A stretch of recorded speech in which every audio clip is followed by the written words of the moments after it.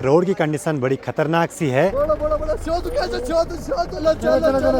यहाँ से लगभग 3 किलोमीटर का ट्रैक करके कालीशिला माँ के मंदिर तक पहुँचने की चारों तरफ से भगवान पंचकेदार विराजमान है। जब भी आपकी वीडियोस देखती हूँ मैं हमेशा हाथ जोड़ती हूँ। और नीचे देखिए बड़ी खाई है, पूरी मधमेश्वर घाटी बड़ी सुंदर दिखाई दे रही है। तो सुबह सुबह आज जैसे बाहर निकले तो चारों ओर का माहौल बिल्कुल चैन सा हो रखा है। सामने देखिए ये है केदारनाथ घाटी और गुप्तकाशी के आसपास के गांव दिखाई दे रहे हैं। तो सबसे पहले आप सभी को मेरा प्यार व नमस्कार। मेरा नाम है आलोक राणा और स्वागत है आप सभी का देवभूमि उत्तराखंड के कालीमठ घाटी के ब्यूकी गांव से। कल रात को हम इस वाले घर पे रुके थे, हमारी व्यवस्था यहीं पे थी रहने की। और इस ब्यूकी गांव में मैं तीसरी बार आ रहा हूँ। इससे पहले यहाँ रोड की व्यवस्था नहीं थी तो उस टाइम यहाँ पैदल आना होता था। खड़ी चढ़ाई थी कालीमठ मंदिर के पास से। बाकी ब्यूकी गांव से सामने केदारनाथ घाटी के काफी सारे गाँव दिखाई दे रहे हैं। सामने पे जवाहर नवोदय विद्यालय और यहाँ पास में फाटा के ऊपर जामू गाँव, जहाँ के आपको कुछ टाइम पहले ले गया था। और ये कालीमठ घाटी के आखिरी गाँव यहाँ से दिखाई दे रहे हैं।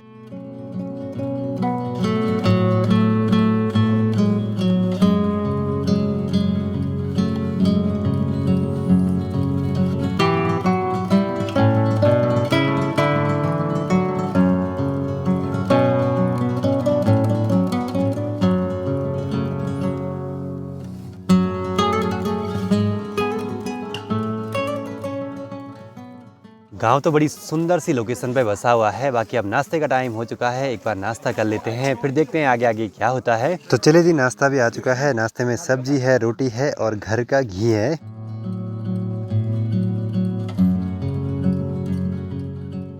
सभी लोग बैठ के मस्त में से नाश्ते का आनंद ले रहे हैं। बाकी पास में देखिए गौशाला वगैरह हैं जिन पे की लकड़ी पत्थर और मिट्टी का काम रहता है। एक तरफ यहाँ पे सभी नाश्ता कर रहे हैं और दूसरी तरफ यहाँ पे दिन के लंच की तैयारियां वगैरह चल रही हैं। बड़े बड़े बर्तनों पे खाना रखा गया है। तो सुबह नाश्ता करने के बाद अब सभी भाई लोगों की तैयारी हो चुकी है। यहाँ से लगभग 3 किलोमीटर का ट्रैक करके कालीशिला माँ के मंदिर तक पहुँचने की हमें सामने वाला ही पहाड़ चढ़ना है। इस पहाड़ी की चोटी तक पहुँचने के लिए गाँव से लगभग 200 मीटर का सफर तय करने के बाद अभी जहाँ तक रोड है वहाँ तक पहुँच चुके हैं। और ये पूरी कच्ची रोड है। जो सफर हमने कल रात को तय किया बड़ी खतरनाक सी है। पर यह कि दूर दूर के गांव अगर रोड से कनेक्ट होते जा रहे हैं तो अच्छी बात है। यहाँ के लोगों के लिए बहुत सुविधाएं हो जाती हैं इन सब चीज़ों से। और आगे बढ़ते हुए यहाँ पे देखिए एक बड़ी सी शिला है जिसको यहाँ भीम शिला के नाम से जानते हैं।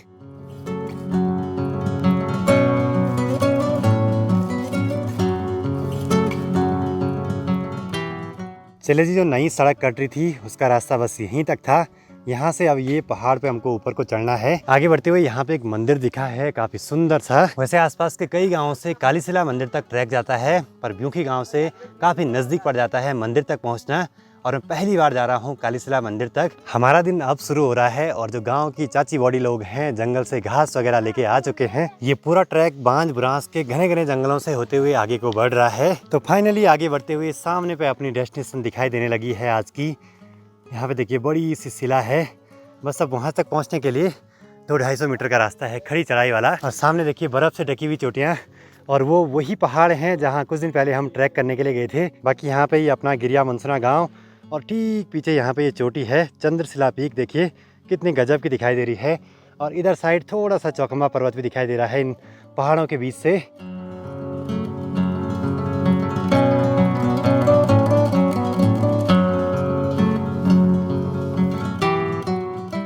तो चले जी, पहुंच चुके हैं 3 किलोमीटर का सफर तय करने के बाद कालीशिला मंदिर के पास में। बाकी साइड पूरी मधमेश्वर घाटी बड़ी सुंदर दिखाई दे रही है घने घने जंगलों के बीच से। और यहाँ पे इतनी चोटी पे भी पानी की व्यवस्था है।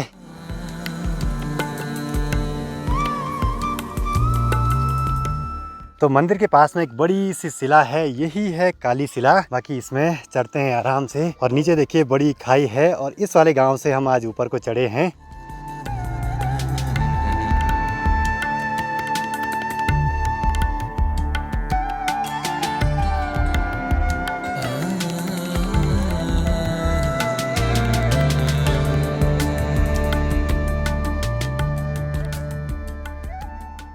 मंदिर के पास में यहाँ पे एक बड़ी सी शिला है जिसपे कि यहाँ पे पूजा का स्थान है। और शिला के ठीक पीछे बहुत बड़ी खाई है। कई लोग इसकी परिक्रमा भी करते हैं, पता नहीं कैसे करते हैं क्योंकि बड़ा खतरनाक सा माहौल है, ज़्यादा रिस्क नहीं लेंगे।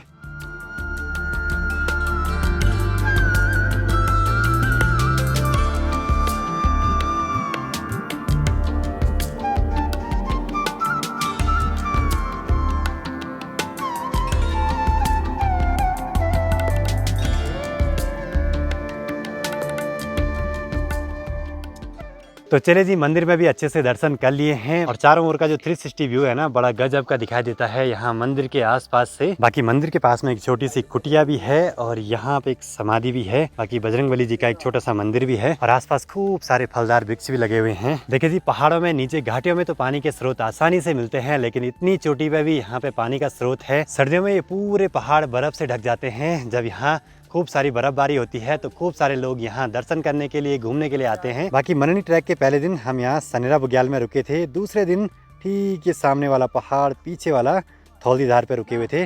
उसके बाद हम पीछे मननी वैली में प्रवेश कर चुके थे। बाकी दूल्हे के साथ जितने भी छोटे बड़े भाई लोग आए थे, सभी यहाँ पे दर्शन करने के लिए आए हैं आज। बाकी यहाँ इस खूबसूरत सी लोकेशन पे फोटोग्राफी सेशन चल रहा है।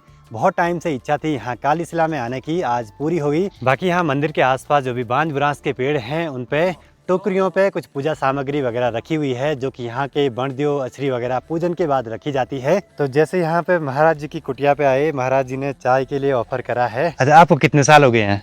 मेरे को यहाँ 20 साल हो गए। 20 साल हो गए यहीं पे? गुरु जी रहते थे यहाँ। अच्छा, वो समाधि ले चुके हैं? की समाधि और अच्छा। बाबा जी की समाधि वहाँ बनी हुई है ना। हाँ। सभी के लिए गुरु जी का कहना, ये गेट के अंदर घुस गए, आश्रम की बाउंड्री पे घुस गए हाँ। तो वो अतिथि है। हाँ। अतिथि का सम्मान करना हमारा कर्तव्य है। अच्छा। इसका नाम है श्री बरखागिरी परमार्थ सेवा आश्रम। अच्छा। भगवती का ये बहुत ही प्राचीन और बहुत ही ऊर्जा वाला स्थान है। स्कंद पुराण में एक अलग तरीके से कहा गया है।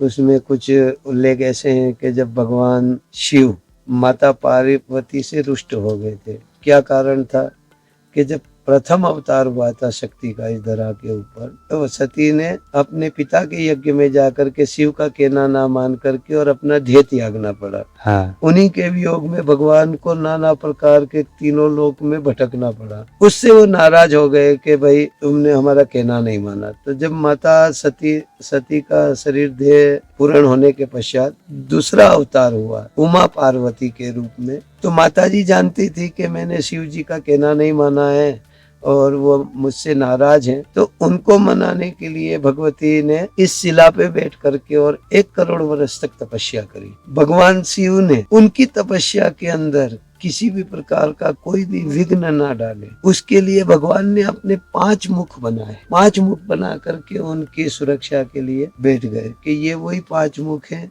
जिनको पांडवों ने अपने उद्धार के लिए भगवान शिव का पीछा करते हुए जब आए, इन स्थानों में जब पहुंचे तो इनको उन्होंने पंच केदार के नाम से जाना जाता है, जिनको पंच केदार कहते हैं। भगवती यहाँ बीच में बैठी हुई है। अच्छा। और उनके पीछे की तरफ से चारों तरफ से भगवान पंच केदार विराजमान है। अच्छा। ताकि कोई भी उनकी तपस्या में वो विघ्न न लाए।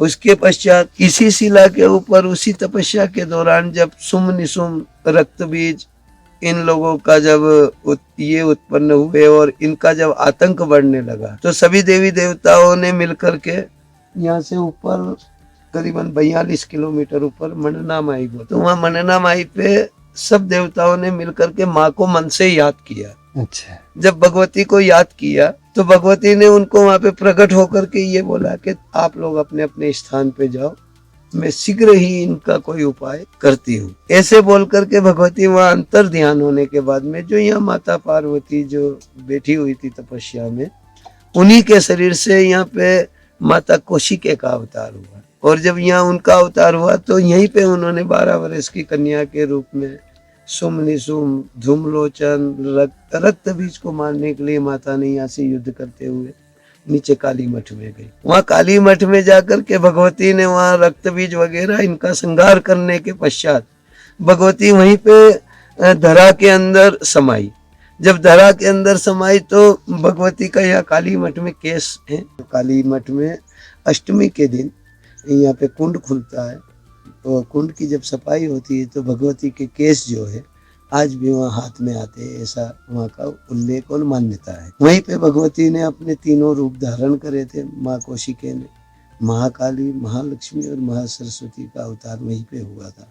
फिर भगवती जब वहाँ अंदर गई तो उनका मुख जाकर के धारी देवी में निकला है, जिनको माता धारी बोलते हैं, जो उत्तराखंड की आदिदात्री देवी है।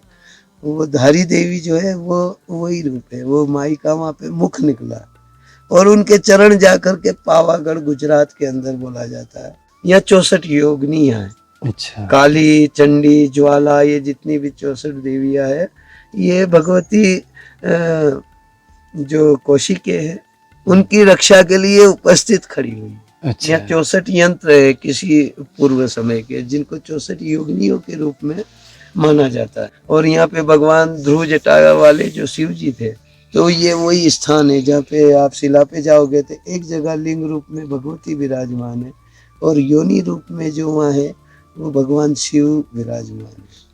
उनको कई लोग भगवती का चरण बताते, ये बताते, लेकिन ऐसे कहा जाता है कि स्कंद पुराण के अनुसार इनकी ये मतलब वाक्या यही हमारे गुरु पीरों के मुख से हम सुनते आए। यहाँ पे आने के पश्चात में मनुष्य को एक अलग ही ऊर्जा की अनुभूतियाँ होती है। यहाँ पे नाना प्रकार के संतों ने बैठ कर के नाना प्रकार की सिद्धियाँ प्राप्त करी है उसी ऊर्जा के द्वारा। अभी जो माता जी रहती हैं वो भी एक बहुत ही निश्चल और निष्कपट, किसी प्रकार का कोई छल या कपट या किसी प्रकार का लोभ लालच कुछ भी नहीं है।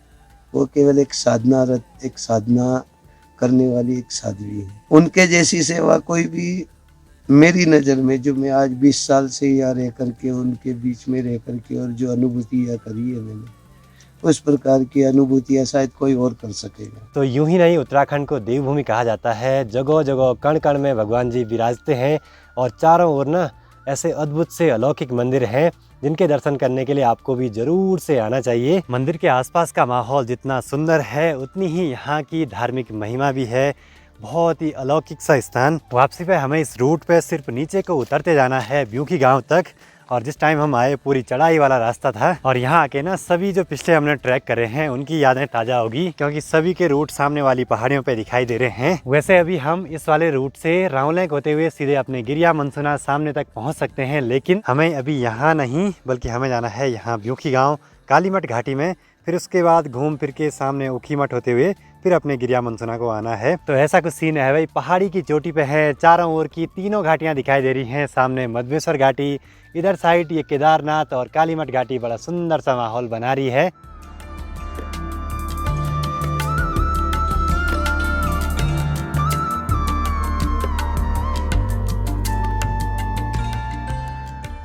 तो यहाँ पे यह है भीमशिला और यहाँ पे अपना छोटा भाई बता रहा है इसकी कहानी। ये था एक, जब भीम यहाँ से ऐसा चाह रहा था कि हमको केदारनाथ दिख जाएगा। अच्छा। जब भीम ने का एक दूसरा पत्थर था यहाँ पे, तो तब तक भीम को क्या हुआ, सुबह का टाइम हो गया था। कुत्ते भौंके और भीम ने ये पत्थर यहीं पे छोड़ा। तो आज भी यहाँ पे ऊपर जाओगे तो आपको कहीं ना कहीं से केदारनाथ दिख ही जाएगा। ऐसी बहुत सारी कहानियाँ और मान्यताएं हैं हमारे इन पहाड़ों में। देखिए जी, हमारे पहाड़ों में ये भी रोजगार का एक बहुत अच्छा साधन है जिसको काम आता है रिंगाल का। वो इनसे घर की ज़रूरत की सारी चीज़ें बना देते हैं। चलो जी, शादी वाले घर पे पहुंच चुके हैं। बाकी यहाँ पे देखिए गेट जैसे पहले बनता था पहाड़ों में, चीड़ और केले की पत्तियों से। चलो जी, मंदिर से आने के बाद अभी सभी लंच के लिए बैठे हैं लाइन से। बाकी यहाँ पे मार्टे को देख के तो मुँह में पानी आ रहा है।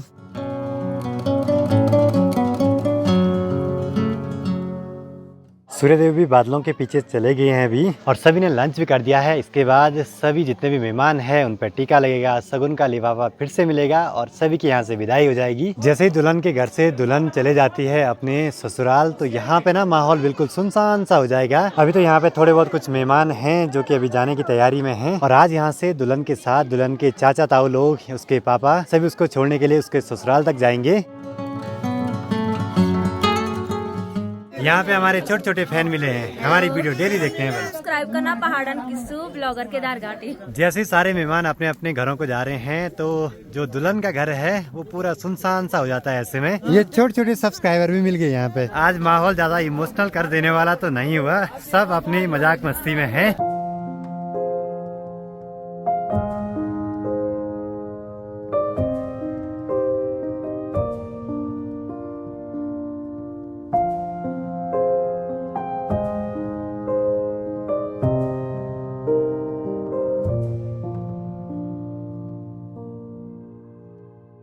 अभी यहाँ से कालीमठ तक रोड की कंडीशन बड़ी खतरनाक सी है।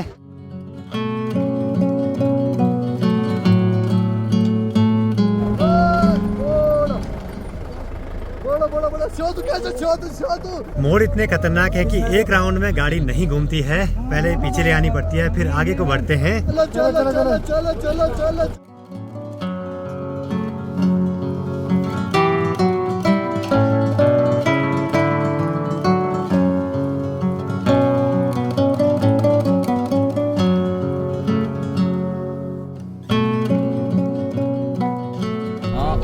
स्कूटी मारे जो हमारे साथ का मदद करने गया उसको पीछे ही छोड़ दिया भाई। रोड इतनी खराब है कि दुपहिया वाहन से चलना आसान नहीं है यहाँ। इस वाले रूट पे लोग अभी भी पैदल सफर तय कर रहे हैं, मतलब कि गाड़ियाँ भी कम चलती हैं अभी यहाँ। और अभी हमने आपका मरना वैली का ट्रैक भी देखा वो था। यही है, इसी घाटी में आ गया है। उसके तुरंत बाद में करके आई। अच्छा अच्छा। हाँ जी। मंदिर के पास में ही यहाँ पे पांडव नृत्य का आयोजन भी हो रहा है आजकल। अभी सब जगह का दिखाते हैं। हाँ। एक बार थोड़ा सा काली शिला का भी आप दिखाइए। काली शिला कल के ब्लॉग में आएगा। हाँ, वो चल ही रहा था मेरे मन में जब आप बताते ना हाँ। कि वो सामने चौखंबा के बगल में, तो मैं जब भी आपकी वीडियोस देखती हूँ मैं हमेशा हाथ जोड़ती हूँ। अच्छा। कि वो क्योंकि सामने काली शिला भी हाँ हाँ। चले जी, यहाँ काली मठ में माँ काली के मंदिर में भी अच्छे से दर्शन कर लिए हैं। बाकी आज 2 जगहों पे शक्ति के मंदिर में दर्शन करने का मौका मिला, तो बहुत बढ़िया लगा। काली शिला में भी और काली मठ में भी। यहाँ पे अपने कुछ व्यूअर मिले मंदिर के पास में। बहुत पहले इन्होंने इनवाइट करा था कि हमारे काली मठ मंदिर में भी जरूर से आना। यहाँ पे हमारी पूजा की शॉप भी है और होम स्टे भी है, राणा होम स्टे। अच्छा। साथ में मेरा भी यूट्यूब चैनल है जिसपे मैं मंदिर के बारे में बताती रहती हूँ कि कब यहाँ पे मेला लगता है और कैसे लगता है। और यहाँ पे माता रानी के दर्शन के लिए बहुत सारे आते हैं, विनीता राणा काली मठ करके। तो चले जी, मंदिर के पास में बहुत अपनी पहचान के लोग मिले, तो बढ़िया लगता है आप सभी लोगों से मिलके। और मंदिर के पास में ये नदी है, काली गंगा इसको बोलते हैं। और पिछली बार जहाँ मंडानी वैली गए थे वहाँ का जल भी इसी नदी में आता है।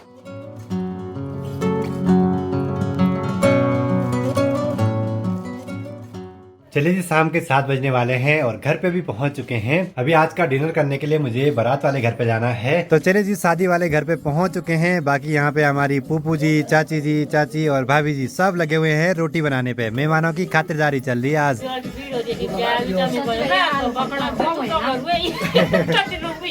सभी बोल रहे हैं कि प्रीति की शादी की विदाई वाली वीडियो देखे बहुत रोएबल भाई। रात के 9:30 बजे अभी मैं निकल पड़ा हूँ शादी वाले घर से अपने घर पे। बाकी आज अकेले हूँ, घर तक मुझे अकेले ही जाना है इस लाइट के भरोसे। तो इस वीडियो को भी यहीं पे क्लोज करते हैं। वीडियो पसंद आए तो इसको लाइक कीजिए, कमेंट कीजिए और अपने दोस्तों के साथ शेयर कीजिए।